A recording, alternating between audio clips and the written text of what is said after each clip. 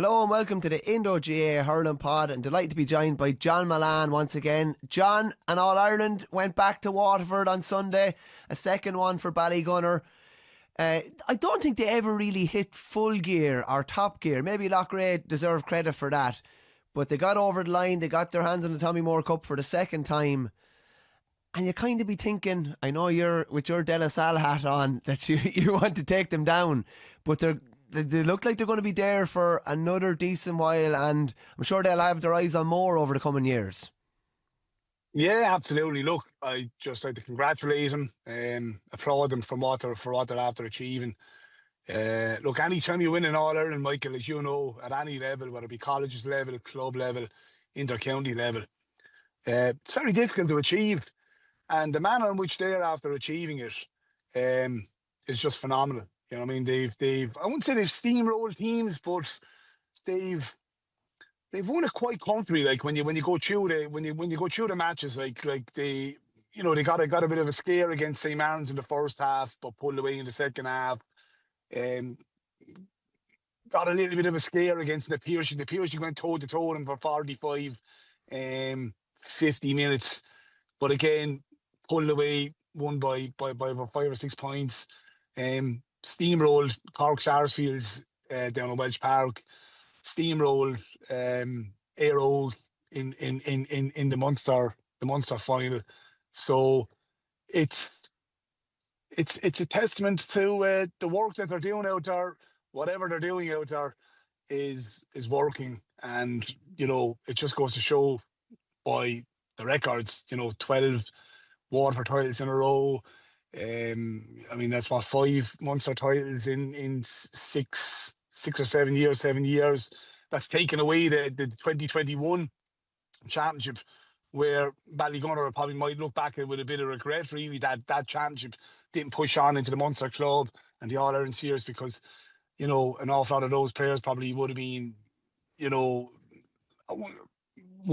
real at a really young age, and at an age that they would have probably felt that they could have pushed on and probably won another Munster club, and maybe pushed on and won another All-Ireland back then. But thankfully for Ballygunner, the All-Ireland came in 2022, and I think this just kind of it kind of brushes away all the talk that that they all the talk outside of Waterford, even probably outside of Munster, that for them to be regarded as a great team, they had to push on and win an All-Ireland. I mean, I always knew, and people in Waterford know, that they're an extremely talented, great bunch of players.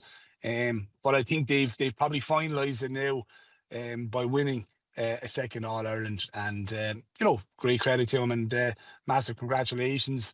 But in regards, now they've a nice little target on their back for whoever would feel that they're up for taking them down within Waterford. I don't think there's too many clubs within Waterford will rise to the challenge of feeling that they're good enough to take them down. Possibly, maybe my own club, De La Salle,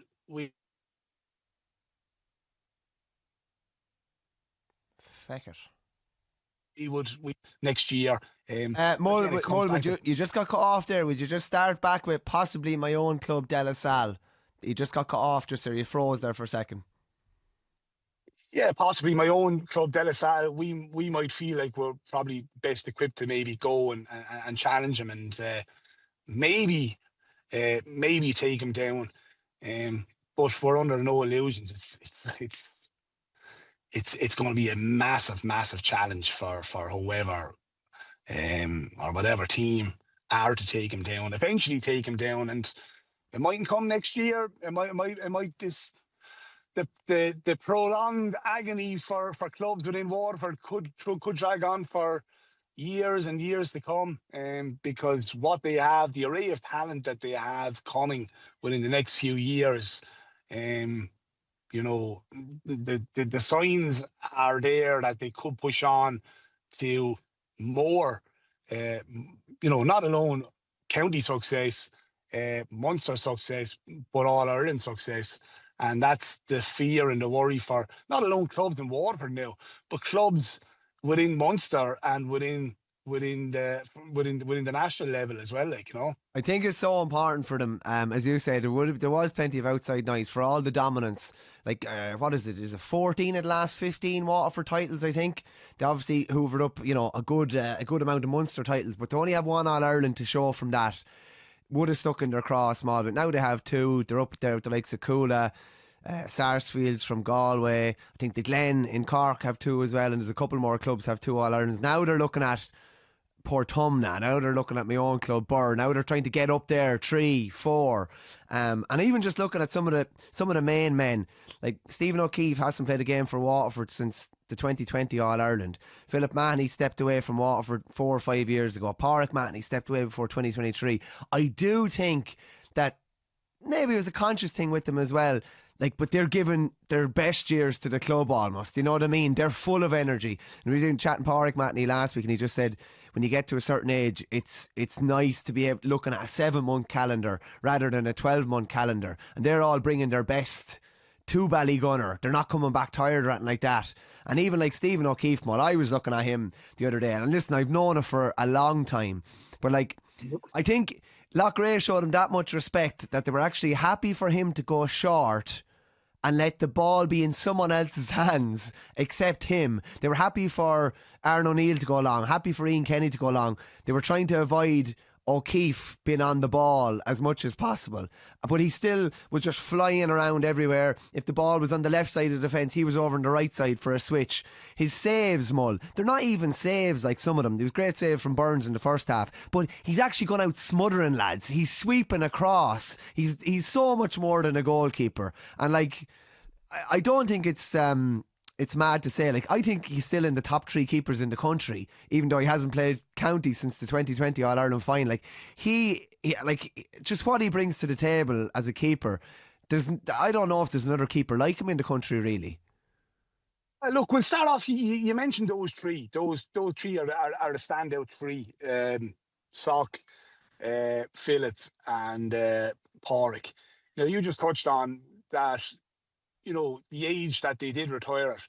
But, there's probably certain amount of people that would say, oh, Jesus, they left too early, and, they could have given an awful lot more for Waterford. But I most certainly wouldn't knock lads for, wanting to go back and, give their end of years, maybe coming to the end of their 20s and coming into their early 30s, where they want, as you just touched on, they wanted to throw all their energy into Ballygunner. And before they retired, like, they weren't after achieving All Ireland success with Ballygunner. So I'm sure within their conversations, when they were sitting down and having a cup of coffee, or they were having a pint over Christmas, right lads, we're going to go all in now to try and win a club All Ireland for our club. And they've probably been justified now in doing that, because now you look on, since it's probably 5 years since they retired. Look what they're after winning in that 5 year period. And when you mention those three for me are, I mean, you can talk about Jason Ryan, you can talk about Darragh O'Sullivan, you can talk about management setups. But for me, a lot of this is player driven, and a lot of this is player driven by those 3 phenomenal leaders. And I call them phenomenal leaders. And like, you look at, you look within a setup or in a group or within any good club team, you always look to your older leaders. They're the pillars, aren't they? They are the pillars. They're the pillars that can drive it, that can inspire young lads, that can keep young lads on their toes. And for me, those 3 are the 3 drivers in this Ballygunner machine, if you want to call it. And I don't foresee those 3 stepping away anytime soon, because when you're winning and you're looking on and you're looking into your crystal ball for the next couple of years, you're saying, Jesus, you know what, we could, I want more of this. I could, it's it's harder to step away when you're winning and winning what they're winning. But just going back to Sock himself. I mean, the one. I mean, he's just. I haven't seen a keeper like him now, Michael. I'll be straight. I like the last 25 years. You can go through. You can go through it. Nicky Quaid, Owen Murphy. Go back to Cusick, Cummins. For me, I would nearly rank him as number one. He's still only 34 years of age, and that's the worry for all the other clubs and the other clubs outside of Waterford as well. That he could still play on till he's till he's 40, 41. Yeah, And he's a big, big, big cog in this Ballygunner machine. I mean, you've seen it again the weekend. He got man of the match. I mean, he was just. I mean, words. We're trying to find. We're falling out of words to describe. His brilliance for all the world. Just a quick one on a Mull as well. At one stage in Croke Park the other day, it went kind of quiet, and Loughrea had the ball maybe in their own full back line, and all I could hear was him saying, "Harry, tuck in." And you know what I mean? You can hear him. He's dictating on the field, and he was Harry Ruddle was falling back into that sweeper role because Philip Matney had been pulled out, and it's just like, for all the brilliant puck outs, for all the deliveries into space, for all the saves, for all the sweeper keeping, like, it's even just the basic, like, communicating. Like, he's literally moving the chess pieces around and making sure that gaps are filled, spaces are nice and tight in front of him. Like, yeah, I think he's a brilliant keeper. Well, you see, you go through those three. You've Porrick at 11, like playing that kind of wherever you want to go role, play that deep line 11 role. Then you've Phillips sitting in the deep, being the spare guy. Like, and then if you overcome that middle third, that world of bodies for all the world, where if you're going to take on Ballygunner, you've got to go at him and make that middle third a war zone. But if you overcome that, and you overcome maybe getting a little bit of joy inside and finding a little pocket of space where you can run into, and then all of a sudden you're left, you have to try and beat this guy, and which Loughrea found out the weekend. Is quite a hard job to try and put the ball in the back of the net. And even Burns, when he hit the ball, I said, I could see him lining up and saying, "Forget about it, son. You're not going to beat him from that range." You'd literally be saying, if you need to get this ball into 6 yards out and give this lad no chance. We beat him in the 2010 county final, and we scored 3 goals on him that day. And literally the 3 goals, I think Paddy Nevin got one, Dean Toomey got another one. And literally the 3 goals were where we nearly had to go in, and you were 5 yards out. I think 2 of them went in, and you kicked the ball to the back of the net. Yeah. And the other one was where you just give him no chance. And even the goal that went in, which was a touch of brilliance from young Shaughnessy. It takes nearly that air of brilliance to try to overcome his brilliance on the goal, because he's just a magnificent goalkeeper, an unbelievable goalkeeper. And what Ballygunner are really, really, really good at,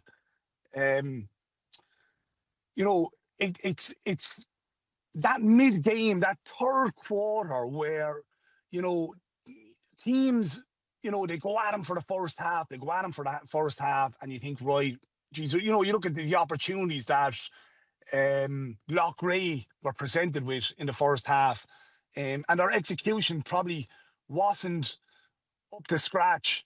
They probably could have went in, 3 or 4 points up at half time. But we've seen time and time again, if you don't go in at half time ahead, you're asking for trouble. And we've seen time and time again where teams have gone in ahead and they think, right, we're in a comfortable position here. And it's that third quarter where they're able to adapt, they're able to change their structure, their formation, mid game. That's so difficult to do, Mull. That's not easy. Yeah. That is absolutely, it's not easy, and the opposition gets sucked into it. The opposition gets sucked into it where their energy levels start to dip, their concentration levels start to dip.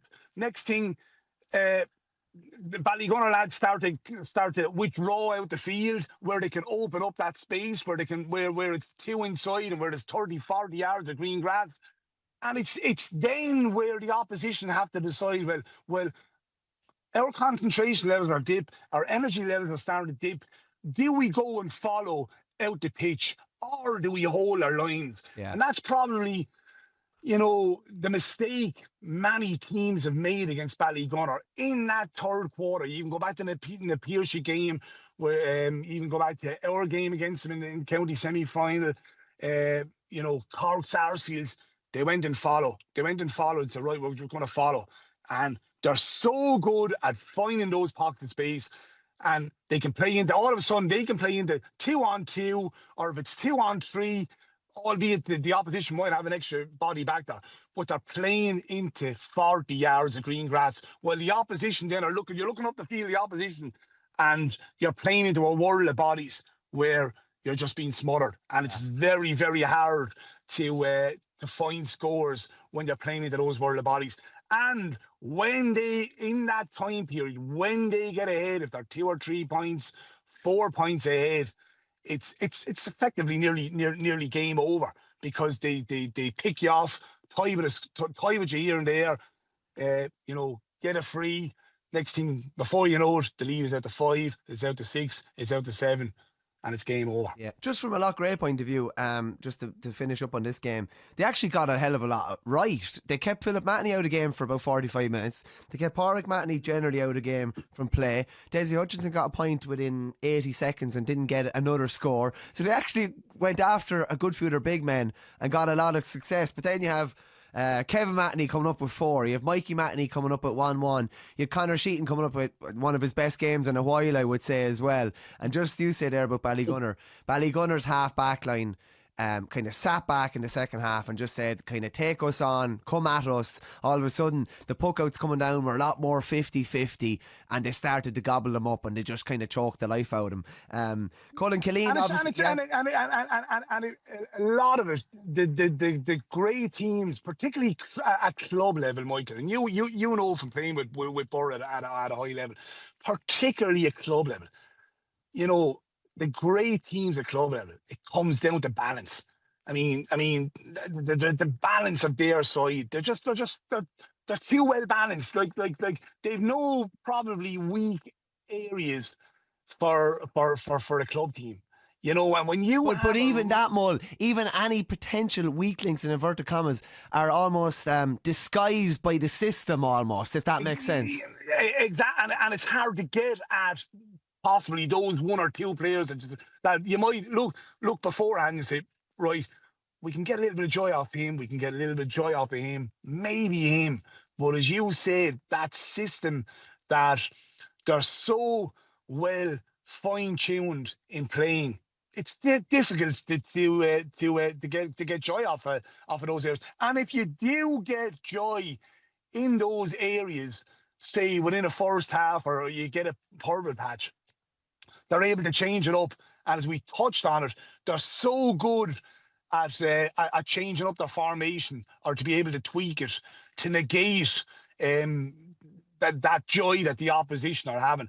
And you have to applaud them for that, because that is not, as you know, as you just touched on alluded to a few minutes ago, that is not easy to do mid-game, and they are absolutely brilliant at doing it, They obviously rep and go after, keep going and going and going and going. And I'd imagine their training sessions are very interesting. I imagine they're put in some very uncomfortable positions where you're put under pressure and forced to rethink, how can we rebalance this? But they do it so well. From a Loughrea point of view, they just kind of ran out of options almost, and ran out of They ran out of road, really. Cullen Killeen obviously got off in the DRA late on Friday night. He started quite well, actually, the first 5 or 10 minutes. And I think, geez, this lad's going to have a belter of a game, but kind of fizzled out a small bit. And even his brothers Tiernan and Cayman Killeen were kind of quiet as well. And they weren't able to get enough good ball into Burns. And Darren Shoxton even was taken off near the end.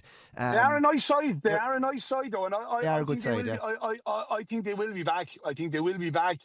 I think, look, when you break down the year, they're after having a great year. I mean, to do it back-to-back in Galway is a great achievement. It's, so, and I think they will learn an awful lot from last Sunday's match. And I think they'll learn an awful lot where if they were to meet Ballygunner again, it potentially might be a different game. I think both these sides within the next couple of years, because, Loughrea are a relatively young side. And I think sometimes, look, sometimes you have to lose a final to come back and win a final. And they've some nice players, really nice players. I thought Ryan, is it? Ryan's good player. Yeah. Oh, he was very, very lively. Anthony Burns was busy. Shockers, he obviously got a cracking goal. They're unlucky with a few of the place balls. It's been those place balls. When you pour McMahony down the other end of the never miss one again. Never miss one. And then, if there's probably 2 or 3 points in it, you miss a free, it can kind of suck the life out of the team. But I think they will be back. And look, I think the right call was made Friday night. I was delighted to see that young chap, Colin Killeen. Obviously, it probably did have an all impact on him.